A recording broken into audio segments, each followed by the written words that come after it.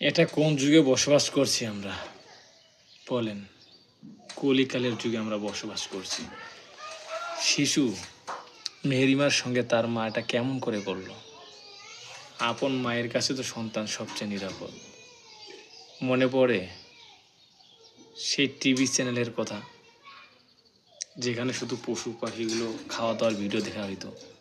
বাঘ একটা হরিণের বাচ্চাকে না খেয়ে লালন পালন করে বড় করছিল। মনে পড়ে না সেই কথা? মায়ের মাতৃত্বের কাছে পশু পাখিও হারে মেনে যায়। মেহেরিমার মা এটা কি করলো? শিশুটার গায়ে অসংখ্য আঘাতের চিহ্ন। মেহেরিমার গায়ে অসংখ্য আঘাতের চিহ্ন, যেটা দেখে পাড়া প্রতিবেশী সন্দেহ করতে শুরু করছে। যেই মহিলা তার সন্তানকে প্রচণ্ড পরিমাণে মারধর করে। একটা মায়ের কাছে যদি সন্তান নিরাপদ না থাকে, সে কোথায় নিরাপদ হবে?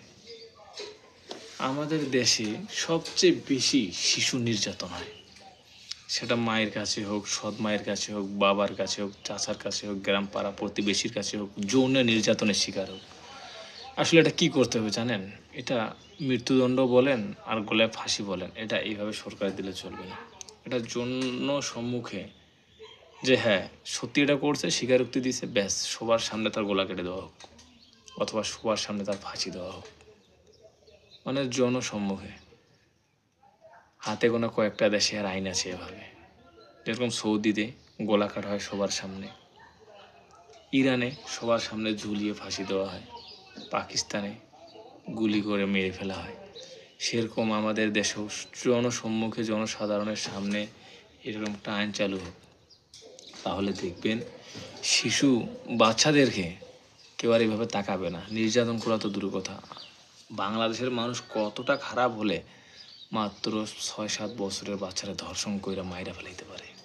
আপনি একবার ভাবতে পারেন তাদের মন মানসিকতা কত খারাপ, তারা কতটা জানোয়ার হলে এই কাজটা করতে পারে।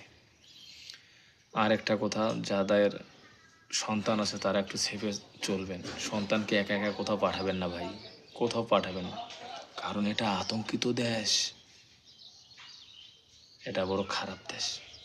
আপনার সন্তানকে আপনি সেফ রাখবেন। বুঝতে পারছেন? ধন্যবাদ।